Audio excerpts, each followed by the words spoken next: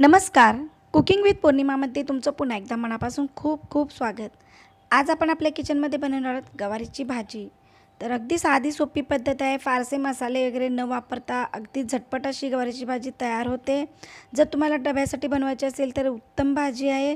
पटकन शिजतेही आणि खूप कोरडी नाही आणि खूप पातळी नाही अशी आज आपण भाजी बनवणार आहोत. चला तर मग सुरू करूयात.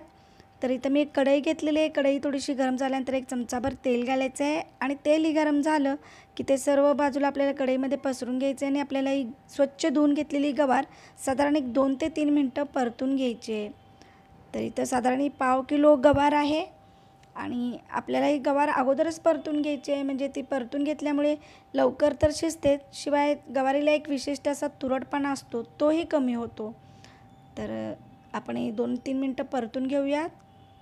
तर गवार बाजारातून आणल्यानंतर त्याचे तुकडे करताना ते डायरेक्ट विळीने किंवा सुरीने न करता हाताने करायचे आहेत, कारण गवारीच्या साईडला एक बारीक अशी शीर असते. ती जर तुम्ही सुरीने विळीने कट केली तर निघणार नाही. हाताने कट करताना तुकडे करताना ती बाजूला अशी शीर निघते आणि ती काढून टाकायची, नाहीतर मग ती दाताखाली येण्याची शक्यता असते. तर साधारण 2-3 मिनटं झालेली आहेत आणि गवार आपली व्यवस्थित परतून घेतलेली आहे. अशा पद्धतीचे स्पॉट दिसू लागतात गवारीवर. ते दिसायला लागले की आपण ही गवार एक बाजूला काढून घ्यायची आहे कढईमधून. तर आता आपण ही कढईमधून एका प्लेटमध्ये काढून घेऊयात आणि पुन्हा त्याच कढईमध्ये आता मी गवारीच्या भाजीला फोडणी घालते आहे. त्यासाठी पुन्हा 1 चमचाभर तेल घेतलेलं आहे. तेल थोडंसं गरम झालं की याच्यामध्ये घालायचे आहे साधारण अर्धा चमचा मोहरी. तर मोहरी छान तडतडू लागली की घालायचं आहे अर्धा चमचा जिरे. ते व्यवस्थित फुलल्यानंतर मगच आपल्याला याच्यामध्ये घालायचं आहे 1 चमचाभर आलं, लसूण, खोबरं, कोथिंबीर यांचं वाटण आणि इतकंच आपल्याला याच्यामध्ये मसाला घालायचं आहे, म्हणजेच वाटण घालायचं आहे.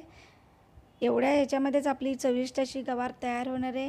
आता यामध्ये घालत आहे मी 2-4 कढीपत्त्याची पाने हातानेच कट करून, तर ती व्यवस्थित मिक्स करून घ्यायचे आहेत. आता 1 चमचा लाल मिरची पावडर आणि 1 चमचा आपल्याला घालायचं आहे कांदा लसूण मसाला, किंवा तुम्ही तुमच्या आवडीप्रमाणे तिखट कमी जास्त करू शकता. आणि एक साधारण अर्धा मिनिटच आपल्याला मसाला परतायचा आहे, कारण याच्यामध्ये पाणी नसल्यामुळे ते जळण्याची शक्यता असते. आणि लगेच आपण घालत आहोत जी भाजून घेतलेली आहे गवार ती. बरेच जण या स्टेजला ही गवार भाजून घेतात, पण त्यामुळं एकतर मसाला जळण्याची शक्यता असते, किंवा जर तुम्ही पाणी घातला तर ती गवार भाजून न घेता ती शिजण्याची प्रोसेस चालू होते. आणि मसाला भाजून घेतल्यानंतर जर पाणी घातलं तर ठसका उडण्याची शक्यता फार असते, त्यामुळे ते टाळण्यासाठी मी अगोदरच गवार भाजून घेतलेली आहे. आता याच्यामध्ये चवीप्रमाणे मीठ घालून साधारण 1 मिनिटभर आपण हे फक्त परतून घेतलेलं आहे मिक्स करून सर्व. आणि याच्यामध्ये घालत आहे साधारण 1-1.5 कप पाणी, किंवा तुम्हाला ज्या पद्धतीनं गवार शिजवून हवी असेल त्या पद्धतीनं तुम्ही पाणी कमी जास्त करू शकता.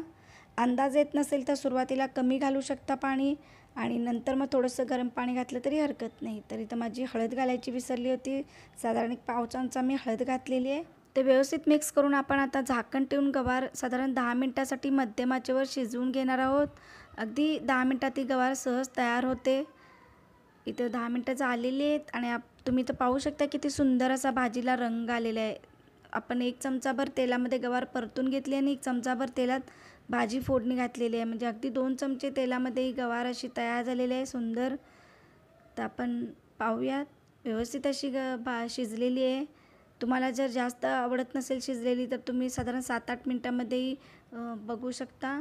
तर भाजीची कन्सिस्टन्सी व्यवस्थित राहण्यासाठी आपण घालत होते 1 चमचाभर भाजलेल्या शेंगदाण्याचा कूट. यामुळे भाजी मिळून येते, म्हणजेच गवार वेगळी आणि गवारीचा रस्सा वेगळा असा राहत नाही. तर आता भाजीला आणखीन चव देण्यासाठी इथं मी एकदम छोटासा असा गुळाचा खडा घालत आहे. तर इतकासा छोटासा खडा आपला गुळाचा भाजीची चव आणखीन वाढवणार आहे. तर तुम्हाला जर भाजी गवारीचा जर तुरटपणामुळे आवडत नसेल तर तुम्ही एक वेळ अशा पद्धतीनं छोटासा गुळाचा खडा घालून पहा.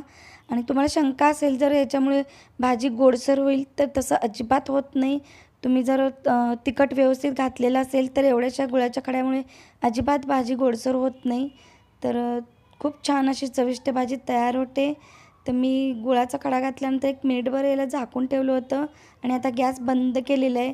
तुम्ही तर पाहू शकता किती सुंदर भाजी तयार झालेली आहे. एकदम परफेक्ट कन्सिस्टन्सी आलेली आहे. खूप घट्टही नाही, म्हणजेच एकदम कोरडी नाही किंवा एकदम पातळी नाही, अगदी मिळून आलेली भाजी आहे रस्सा भाजी. तर डब्याला बऱ्याच जणांना कोरड्या भाज्या आवडत नाहीत, तर तुम्ही अशा पद्धतीनेही गवार करून जर दिलीत तर तुमचा डबा संपल्याशिवाय राहणार नाही. तर एक वेळ ट्राय करून पहा, कमेंट करून जरूर कळवा तुम्हाला कशी वाटली ते. रेसिपी आवडली असेल तर प्लीज लगेचच लाईकचं बटन दाबा आणि चॅनलला जर सबस्क्राईब केलं नसेल तर नक्की सबस्क्राईब करा. सोबतचं बेल आयकॉन प्रेस करा, म्हणजे मी नवीन रेसिपी अपलोड केल्यानंतर त्याचं नोटिफिकेशन सर्वात आधी तुम्हाला मिळेल. चला तर मग पुन्हा भेटूया. Bye bye.